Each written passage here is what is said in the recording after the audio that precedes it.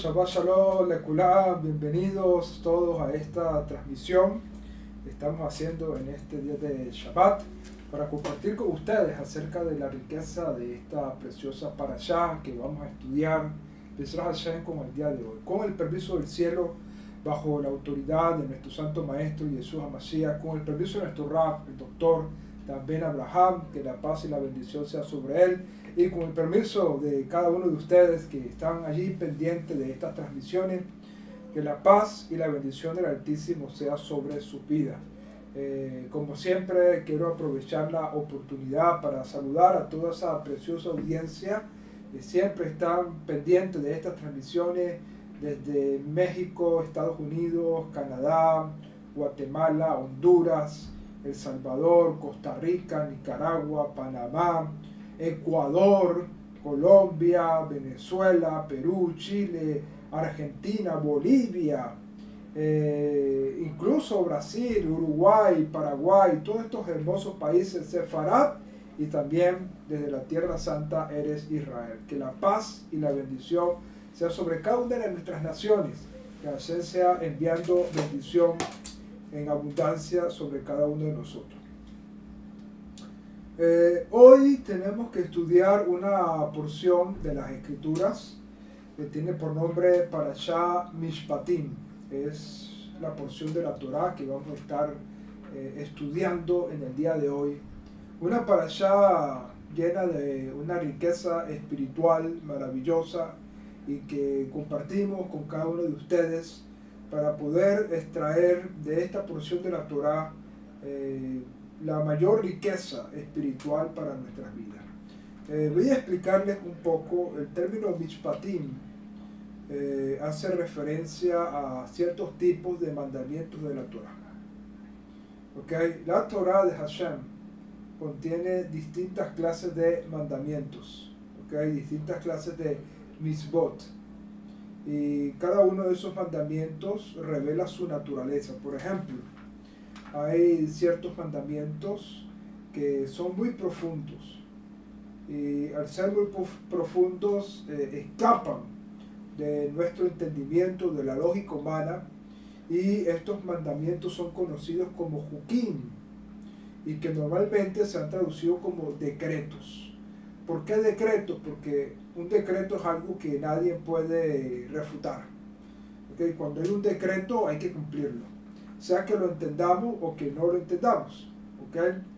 Ese tipo de mandamientos en la Torah se llama Jukim.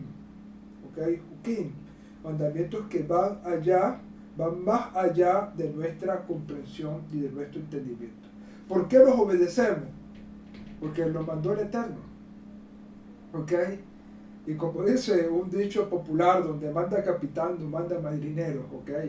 Pero Hashem sabe por qué los envió, y aunque no los comprendamos en este momento, llegará el día en el Malhut Hashem que los secretos de esos mandamientos serán abiertos para nosotros y la revelación será extraordinaria para nuestras vidas.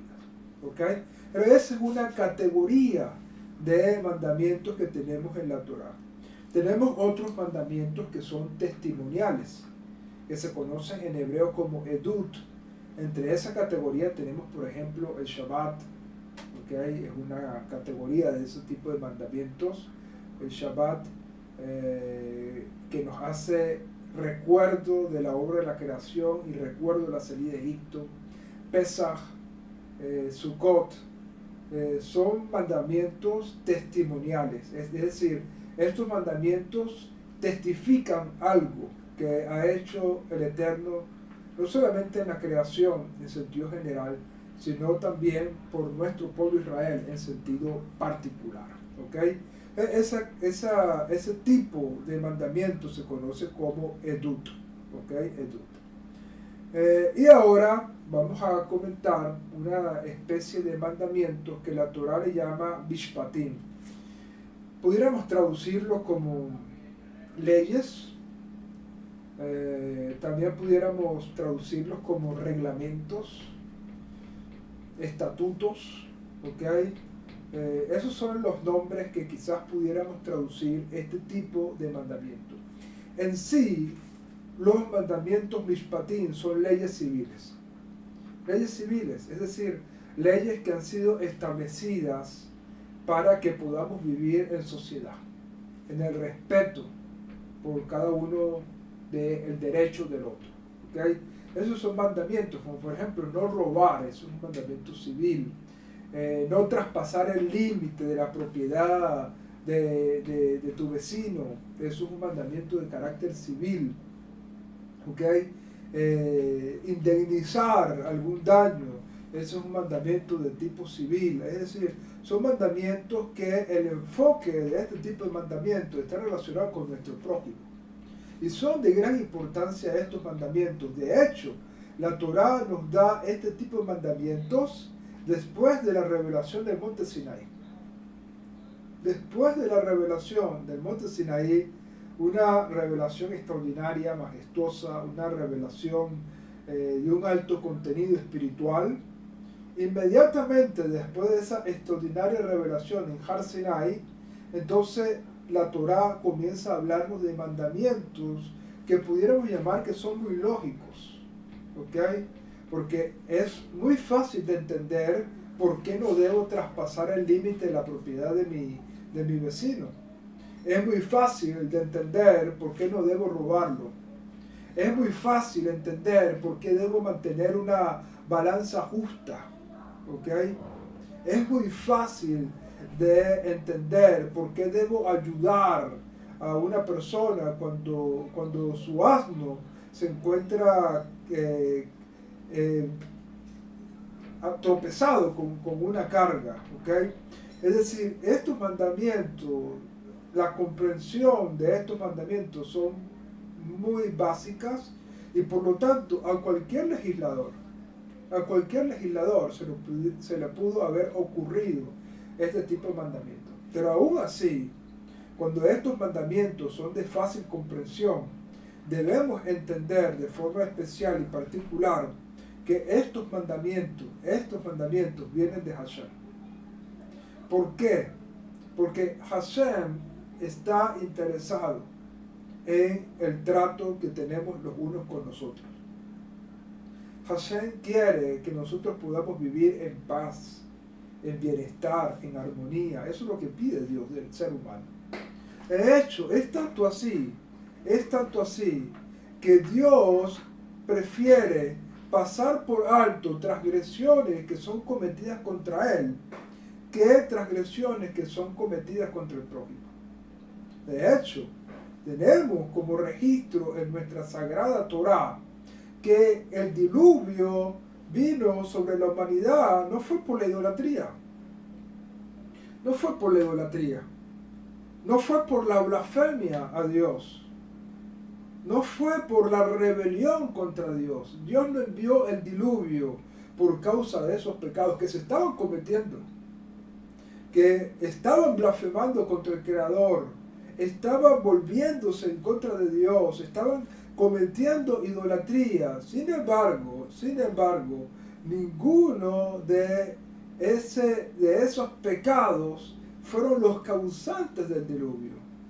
La Torá nos dice que solamente cuando la tierra se llenó de violencia, cuando la tierra se llenó de un tipo de corrupción en el cual el ser humano se dañaba entre sí, fue el momento cuando Dios dijo, tengo que hacer algo. Y por lo tanto envió un diluvio sobre la humanidad. Por lo tanto, los pecados que Dios no pasa por alto son los pecados que cometemos contra nuestro prójimo. De hecho, es tanto así que tienes que tener esto en mente, que la halajá establece que para que Dios pueda perdonarte en el día de Yom Kippur es el día más importante del pueblo judío. Yom Kippur es el día del perdón, el día de expiación de pecados. Pero para que Dios pueda perdonarte en Yom Kippur, tú tienes que haber estado en paz con tu prójimo. Porque si hay algo en contra de tu prójimo en el día de Yom Kippur, Dios no va a perdonar tu pecado. Dios no va a perdonar tu pecado. Por lo tanto, para el Eterno, que nosotros podamos estar en paz en tranquilidad, en armonía, viviendo, cohabitando, respetándonos los unos a los otros, es algo muy importante. Y por eso esta categoría de mandamientos, conocidos en hebreo como mishpatim, son mandamientos importantísimos, porque nos permiten poder vivir en una sociedad de paz, de tranquilidad y de bienestar. De allí que cada uno de nosotros tenemos que ser defensores de estos mandamientos. Cada uno de nosotros tenemos que poner el esfuerzo en nuestras vidas de poder cuidar estos mandamientos, porque estos mandamientos tienen una gran importancia. Hoy en día muchas legislaciones están queriendo atentar contra ciertos valores importantes, como por ejemplo la propiedad privada. Cuando un gobierno, cuando una legislación atenta contra la propiedad privada, eso es un gobierno corrupto, un gobierno que tenemos que deshacernos de él. Por lo tanto, el respeto a los derechos es fundamental para la sociedad y nosotros tenemos que ser una voz en nuestra generación que se levante para la defensa de estos mandamientos. Teniendo todas estas cosas en mente, la Parashá Mishpatim entonces tiene un gran contenido de gran importancia para cada uno de nosotros. Y con la ayuda del cielo, hoy vamos a compartir con ustedes algunos aspectos de esta Parashá para llegar a un tópico especial que pueda traer una nutrición espiritual maravillosa para nuestra alma. Una de las cosas que quiero decir es cómo comienza esta Parashá. La Parashá inicia con esta expresión: Ve'ele hamishpatim tasim lifneichem. Así comienza la Parashá con esa expresión en hebreo. Ve'ele hamishpatim asher tasim lifneichem. ¿Qué significa esta expresión en hebreo? ¿Okay? Ele hamishpatim significa estos son las leyes, o estas son las normas, estas son las reglas, estos son los estatutos. ¿Okay? Ve'ele hamishpatim, estos son los estatutos. Pero luego la Torah dice asher tasim. Y esta expresión es sumamente importante. Asher tasim significa que pondrán. Asher tasim, que ustedes pondrán. Y luego dice lifneichem, delante de ellos. Estos son los mandamientos que pondrán delante de ellos. Ahora, de cómo interpretan nuestros sabios este primer verso de la Parashá. Nuestros hajamim, nuestros sabios, enseñan que un maestro debe explicar bien la Torá y debe explicarla cuantas veces sea necesaria para la comprensión de las personas. Es decir, si un maestro tiene que repetir 1, 2, 3, 4, 5, 6, hasta 10 veces, incluso más, una lección, debe hacerlo con tal de que el mensaje pueda ser bien comprendido por su audiencia. Es por eso que hacemos un esfuerzo enorme en que ustedes puedan comprender, buscar las palabras adecuadas para que ustedes puedan comprender el mensaje que queremos transmitirles a través de este canal. ¿Por qué? Porque de nada sirve en que yo pueda hablarle de cosas muy profundas que ustedes no puedan comprender. De nada sirve. Lo importante es que ustedes puedan recibir algo que pueda ser de utilidad, de edificación, de bendición para su vida. Estoy recordando en este momento una historia de nuestro pueblo que tiene que ver un poco con esto que estoy diciendo. Resulta que en los días del judaísmo, del segundo templo, había un gran maestro de Torah en aquellos días llamado Rabbi Akiva. De Rabbi Akiva se han dicho muchísimas cosas extraordinarias en nuestro pueblo judío.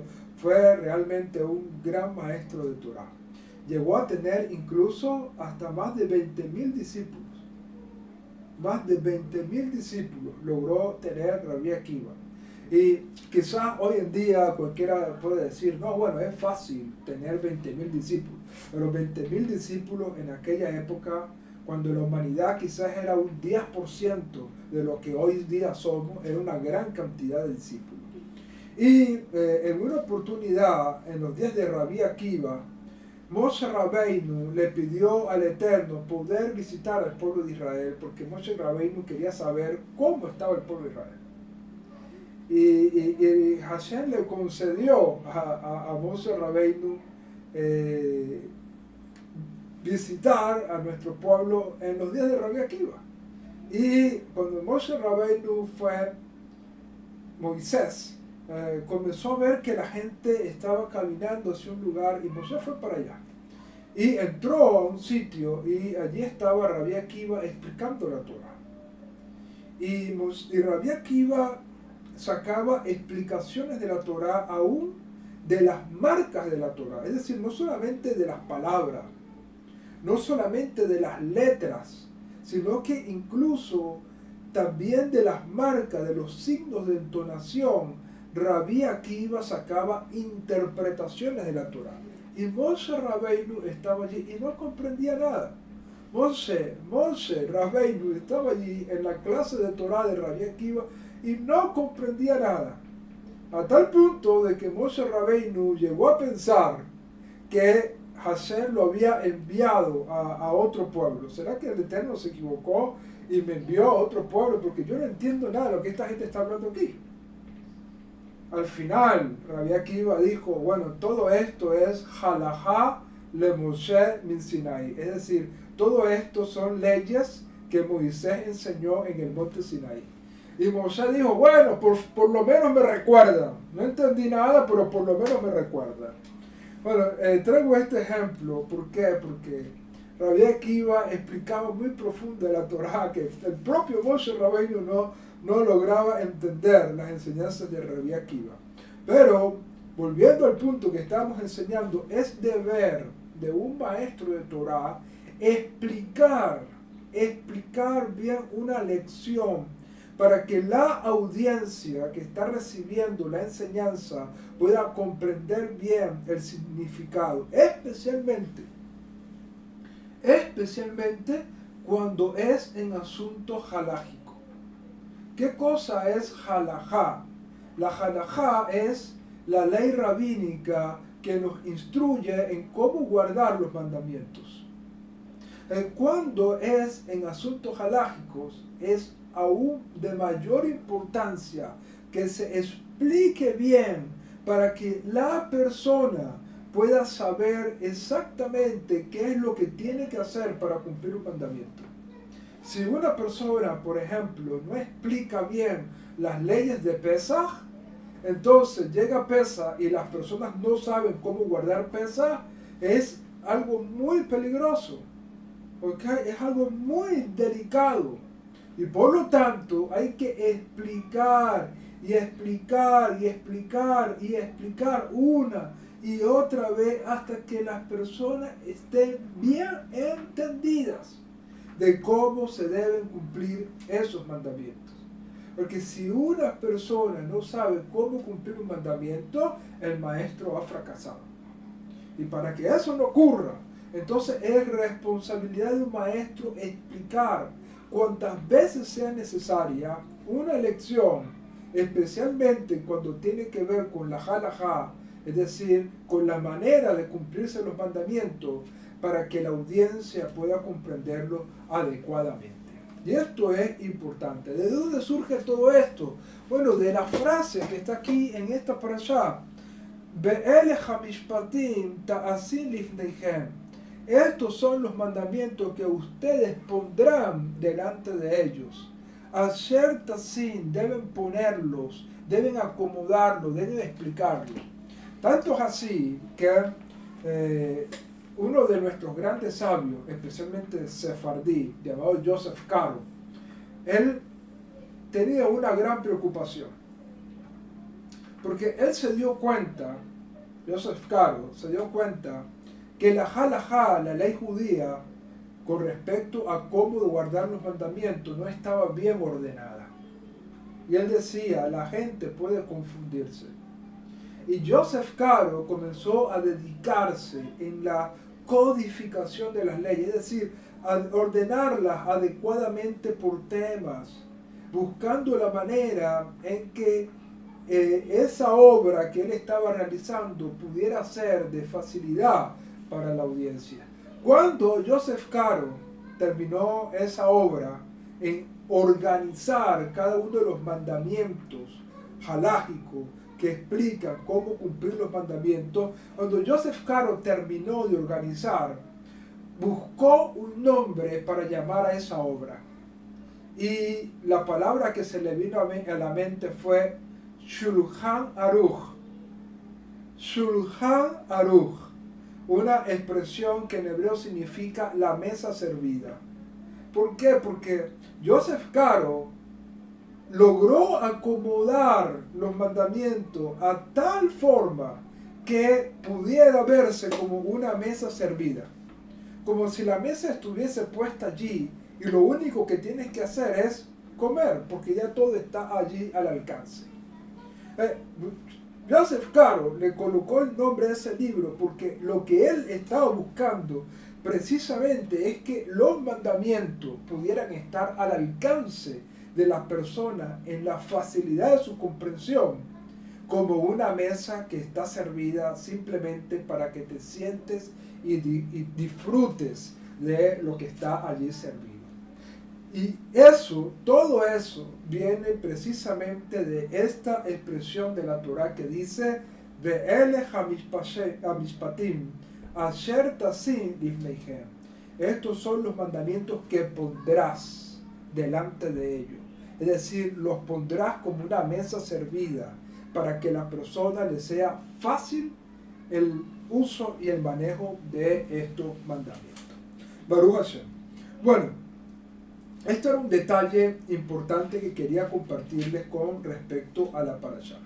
Sin embargo, cuando nosotros comenzamos a estudiar esta porción de la Torá, nos damos cuenta, como dije anteriormente, que aquí vamos a encontrar una serie de leyes. Vamos a ver, por ejemplo, leyes laborales, ¿ok?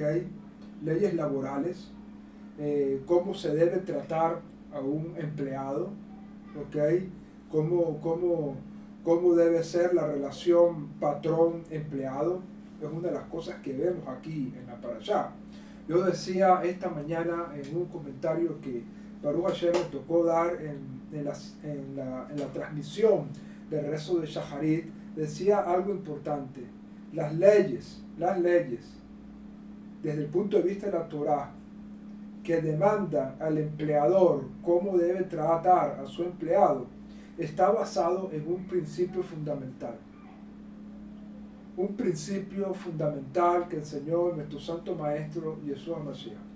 Nuestro Ribi enseñó estas palabras: haz con los demás como tú quieres que hagan contigo. Si tú eres un patrón, si tú eres un empleador, piensa cómo te gustaría a ti que te trataran como empleado. ¿Cómo te gustaría a ti que te trataran como empleado? Y en esa conclusión, trata tú entonces a tus empleados. Esto es fundamental. Y la bendición de Hashem está contigo. Yo sé que muchos de los que están viendo esta enseñanza son empleadores. Son personas de negocio que tienen empleados a su cargo. Si tú tratas bien a tu empleado, como te gustaría que te trataran a ti si fueses empleado, entonces la bendición de Hashem estará contigo. Recuerda lo que dije al principio de esta enseñanza. Para el Eterno, el trato con el semejante es tan importante, que el destino de una persona está basado en eso. Si quieres bendición, trata a los demás con bendición. Si quieres, lo aleinu, que la vida te vaya mal, trata a los demás mal. Esto es fundamental. Como quieres que te traten a ti, trata tú a los demás. En eso podemos resumir la relación laboral entre patrón y empleado. ¿Ok? Esto es importante. Y aquí en la parashá tenemos una serie de mandamientos relacionados con esto. También tenemos una serie de mandamientos relacionados con el tema de indemnización, es decir, con el tema de daño y perjuicio. Cuando una persona comete un daño a otro, sea voluntariamente o sea involuntariamente, la persona está en la responsabilidad de responder apropiadamente a ese daño. Si lo hizo intencionalmente, entonces cuando la persona haga teshuvá, tiene que entender que debe de indemnizar, debe ayudar a la persona a la cual perjudicó con sus acciones. Si lo hizo intencionalmente. No puede haber teshuvá si la persona que causó un daño no busca cómo reparar ese daño. Y si lo hizo sin intención, entonces una vez que tome conciencia del daño que causó, inmediatamente debe buscar la manera de resarcir ese daño. Y eso es importante. ¿Basado en qué? Precisamente en los mandamientos que están aquí en la Torá. Y en ese ámbito de mandamientos que están aquí en la Torá, que tienen que ver con el daño y perjuicio, encontramos aquí uno de los mandamientos más difíciles de comprender, que es el mandamiento de ojo por ojo y diente por diente. La mayoría de las personas han mal comprendido este mandamiento. Piensan que ojo por ojo y diente por diente es una especie de venganza que se nos permite a cada uno de nosotros. Y ese mandamiento está muy lejos de eso. Muy lejos de eso. Ojo por ojo y diente por diente no quiere decir que yo tengo la oportunidad de cobrar venganza de algo que me hicieron. Está muy lejos de eso. Yo recuerdo que cuando uno era muchachito, cuando uno era jovencito, muchas veces uno caía en esos juegos de mano, ¿ok? En esos juegos de mano. Y entonces jugábamos y alguien te golpeaba y, oye, me golpeaste, ahora te tengo que golpear yo a ti. Y entonces el otro bueno, está bien, golpéame. Entonces, el otro le golpeaba, no, mira, me golpeaste más duro de lo que yo te había golpeado. Ahora déjame golpearte a ti. Y entonces el otro le pegaba y, mira, me golpeaste más duro. Y así hasta que terminaban peleando. ¿Ok? Seguramente muchos de los que están aquí presentes en la audiencia deben recordar esos momentos cuando de alguna vez jugando esos juegos de manos terminaban peleándose. ¿Ok? Porque nunca se va a lograr, ¿ok? Nunca se va a lograr que se cumpla esa demanda. Es decir, si una persona te golpeó y tú le vas a devolver el golpe, la intensidad del golpe no se la vas a dar exactamente como él te la dio. Y entonces ahí va a haber un juego de pelea hasta que todo esto termine. Lamentablemente, el texto de ojo por ojo y diente por diente se ha interpretado de esa manera. Y es absurdo, es completamente absurdo. De hecho, uno de nuestros grandes exégetas, el gran rabino Rashi, uno de los grandes maestros de Torah de nuestro pueblo Israel, del cual cito mucho por cuanto su obra es fundamental para el estudio de la Torah. Rashi dice que no podemos interpretar el mandamiento ojo por ojo y diente por diente de forma literal. ¿Por qué? Porque Rashi coloca un ejemplo.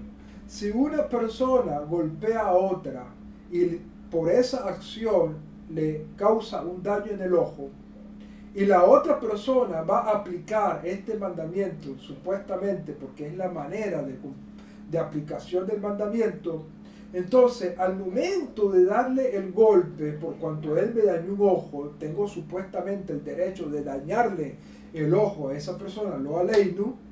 entonces puede ocurrir que ese golpe pueda ser más fuerte y pueda causar incluso un deterioro en la vida de la persona que pudiera costarle hasta la vida. Y por lo tanto, una persona quedó sin un ojo, pero la otra quedó muerta. ¿Están entendiendo conmigo? Entonces, el mandamiento ojo por ojo y diente por diente no se puede interpretar de forma literal. Nuestros sabios lo han interpretado como un principio de indemnización. Indemnización. Es decir, ojo por ojo significa pagar el valor de lo que el ojo vale. El ojo vale. ¿Ok? Y por lo tanto, tenemos que verlo como un principio de indemnización. De hecho, las legislaciones actuales establecen que cuando hay daño debe haber indemnización. Especialmente en sociedades como la estadounidense, donde eso se cuida muchísimo. Se cuida muchísimo porque puede venir una demanda por algo que pueda ocurrir. Entonces, la indemnización es el principio que está detrás del mandamiento ojo por ojo y diente por diente. Por lo tanto, esta Parashá Mishpatim tiene mandamientos de carácter laboral, como lo expliqué anteriormente. Tiene mandamientos de carácter que tienen que ver con daño y perjuicio. Tiene mandamientos de carácter penal, porque aquí también se habla del robo, ¿verdad? Y cómo se debe devolver y cómo se debe indemnizar cuando ocurre un robo, ¿ok? Tiene mandamientos de carácter marital, ¿ok? De carácter marital. Tiene mandamientos de varias categorías. Esta Parashá Mishpatim: laboral, marital, penal, daños y perjuicios, etcétera, etcétera. ¿Ok? Etcétera, etcétera. Pero de todas estas categorías de mandamientos que se encuentran aquí en esta porción que tiene por nombre la Parashá Mishpatim,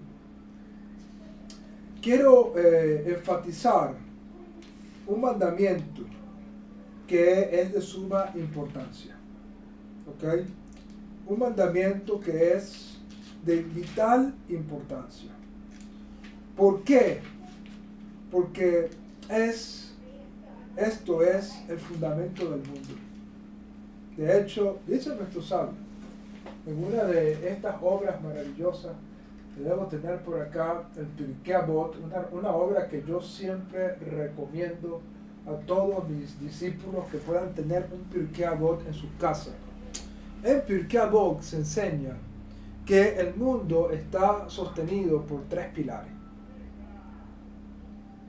El mundo está sostenido por tres pilares. Y uno de los pilares que sostiene el mundo es el Gesed, la bondad. Uno de los pilares que sostiene el mundo es la bondad. Y la Parashá Mishpatim tiene mucho que hablarnos acerca de la bondad. En ella encontramos el mandamiento de que si un pobre te pide que le prestes, está el mandamiento de que debemos ayudarlo. Está el mandamiento que debemos ayudarlo. ¿Ok? Y vamos a leer, por ejemplo, Shemot, Éxodo, capítulo 22, versículo 13, por ejemplo. Dice así: si pidiere prestado un hombre a su prójimo, y esto se rompiere o muriere, siempre y cuando el dueño no esté con él, ciertamente indemnizará. Bueno, este no es el texto que estaba buscando, ¿ok?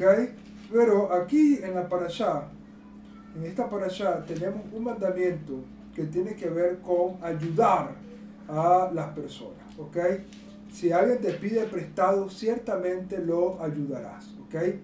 Y esto es algo importantísimo, importantísimo, que nos hable la parashá. De hecho, es tanto así que nuestros sabios dicen que el sí que aparece allí en la Torá no podemos tomarlo como una opción para no cumplir el mandamiento. Porque obviamente cuando una expresión comienza con la expresión sí, es algo condicional. Es algo condicional, es decir, puede ser que lo haga o puede ser que no lo haga. Al final es facultativo para mí, ¿ok?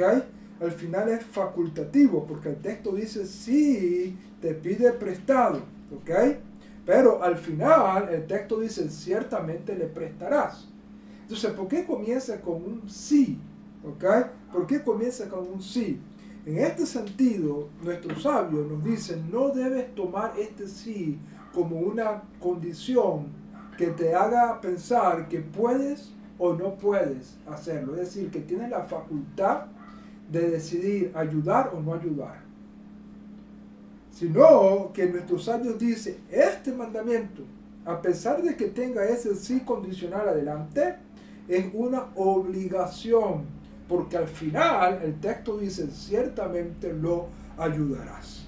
Ciertamente lo ayudarás. Por lo tanto,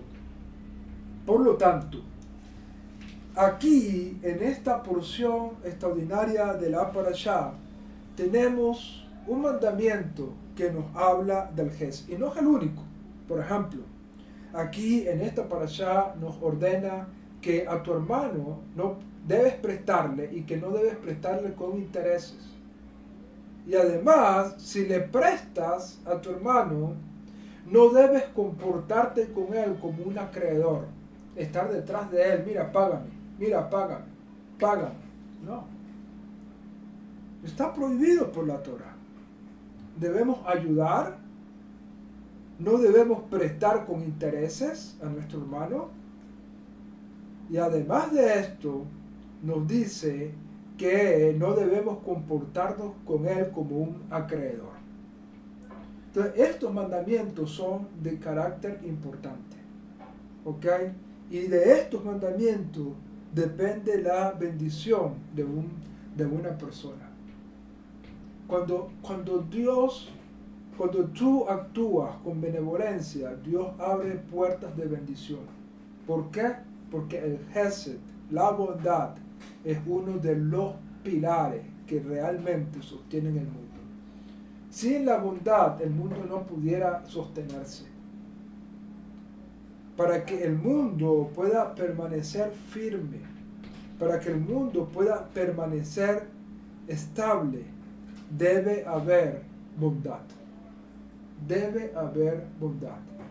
Y esto es precisamente lo que la parashá quiere establecernos en el día de hoy. ¿Por qué la bondad es tan fundamental? Por varias razones. Número uno, te comenté al principio de esta enseñanza, que al Eterno le interesa cómo nos tratamos entre los prójimos. Y una persona que trate con bondad, una persona que se preocupa por los demás, una persona que ayuda constantemente a los demás, es una persona que tiene la bendición de Dios con él. Ahora bien, uno tampoco puede extralimitarse en la manera en que ayuda a las personas. ¿Ok? En otras palabras, tú no puedes ayudar a otro en perjuicio de los tuyos. Es decir, una persona que ayuda a otro, causándole un daño a su familia, causándole un daño a que sus hijos pasen hambre o pasen alguna necesidad, no es el camino correcto. ¿Ok? Uno debe ayudar a los otros sin causar perjuicio a los miembros de tu familia. ¿Ok? Ahora, si tú tienes acomodada tu familia, tu familia está en bienestar económico, si tu familia se encuentra en bienestar, ¿verdad? Alimentados bien, etcétera, etcétera, entonces Es tu deber y tu responsabilidad ayudar a tu hermana. Pero repito, no puedes ayudar a otro perjudicando a los miembros de tu familia. ¿Okay? Esto es un principio fundamental. ¿Okay? Lo segundo que tenemos que entender es que cuando ayudamos, estamos imitando a Hashem. Estamos imitando al Eterno.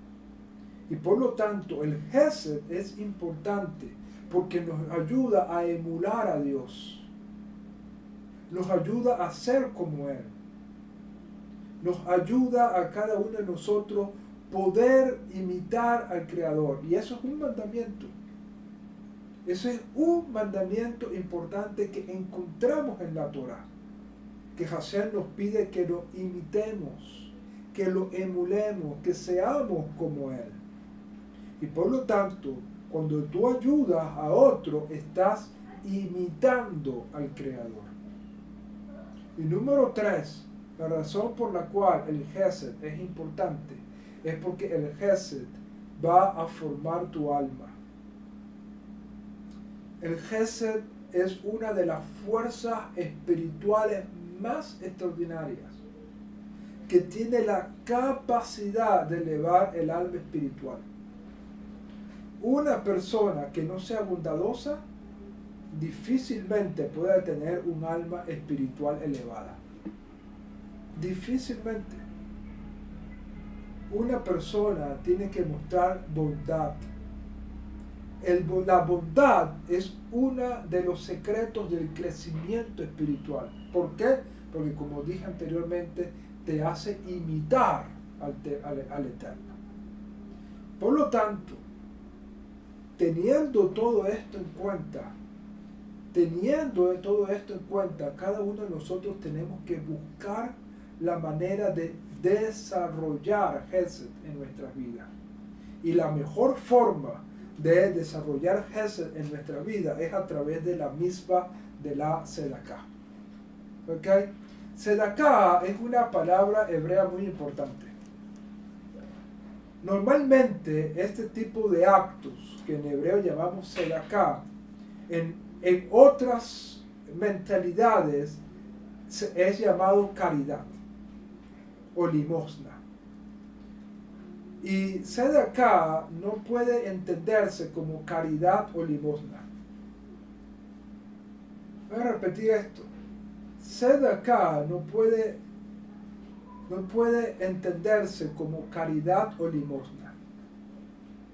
¿Por qué? Porque ese concepto de caridad o limosna está colocando a la persona que recibe en una posición de lástima.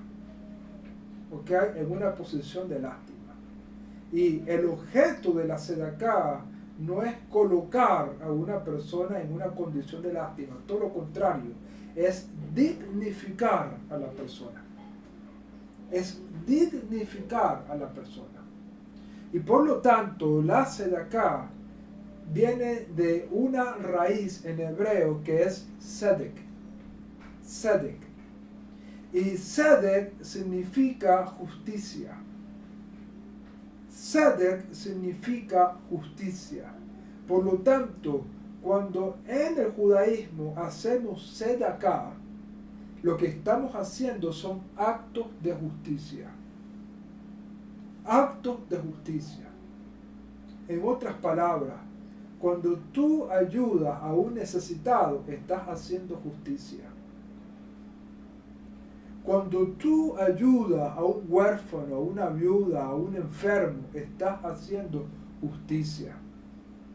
Cuando tú alimentas al hambriento y das de beber al sediento, estás haciendo justicia. Ahora, tú te preguntarás, ¿por qué estás haciendo justicia? Porque Dios sabe a quién darle y a quién no darle.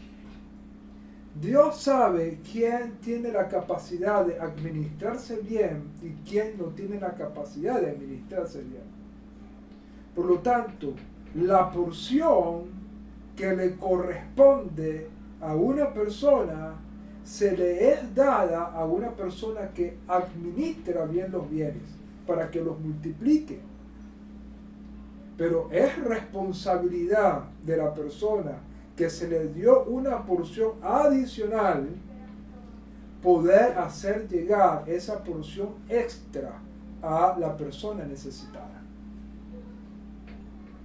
Por lo tanto, allí, cuando tú le das algo a una persona en necesidad, estás haciendo justicia, porque estás haciéndole llegar la porción que esa persona le pertenece. Solamente que se te dio a ti para que tú la administraras, para que tú la multiplicaras, para que tú le hicieras crecer y prosperar.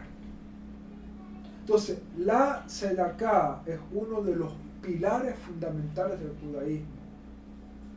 Muchos se preguntan, ¿cuál es el secreto de un judío para ser tan próspero? ¿Cuál es el secreto de un judío para ser próspero? Y el real secreto que tiene nuestro pueblo para ser próspero es la Sedaká. Y un judío tiene en cuenta dos cosas importantes para la Sedaká. Número uno, un judío se esfuerza para que su comunidad a la cual él pertenece esté en las mejores condiciones. Esté en las mejores condiciones. Un judío aporta en su sinagoga. Un judío aporta para que su sinagoga se mantenga, se sostenga, para que los maestros y estudiosos de Torá puedan enseñar Torá. Nuestro pueblo judío dedica parte de su sedaká para el sostenimiento de las casas de estudio de Torá, de los maestros de Torá y de los talmidí jajamim, de los discípulos sabios que se dedican al estudio de la Torá. Y el otro pilar fundamental, el cual un judío dedica su sedaká, es para ayudar a los necesitados, ayudar al pobre. ¿Por qué? Porque un judío sabe muy bien lo que dice Melech Shelomo en el libro de Proverbios. Quien ayuda al pobre, a Dios le presta. Y por lo tanto, darle a una persona en necesidad no es reducir tus finanzas, todo lo contrario, es abrir las puertas de bendición para tu vida. Nuestro pueblo Israel, estos dos aspectos son bien guardados, bien sostenidos, y de esta manera esto es el secreto de la prosperidad de nuestro pueblo. Sí, tenemos que ahorrar, sí, tenemos que invertir, sí, tenemos que buscar negocios inteligentemente, sí, debemos dejar la pereza y trabajar arduamente, pero sobre todas las cosas tenemos que entender que nuestra bendición proviene del cielo. Y cuando nosotros damos sedaká, cuando nosotros ayudamos, cuando nosotros nos esforzamos en sostener, ayudar a otros, la bendición de Dios estará con nuestras vidas. Y recuerda lo que dice el escrito: la bendición de Dios es la que enriquece y no añade tristeza en ella. Que el Eterno nos bendiga, que el Eterno nos ayude de una forma especial, que seamos cada uno de nosotros dadores alegres, porque entendemos que la bendición de Dios está allí. Que Hashem te guarde y que su Torah esté en tu mente y en tu corazón.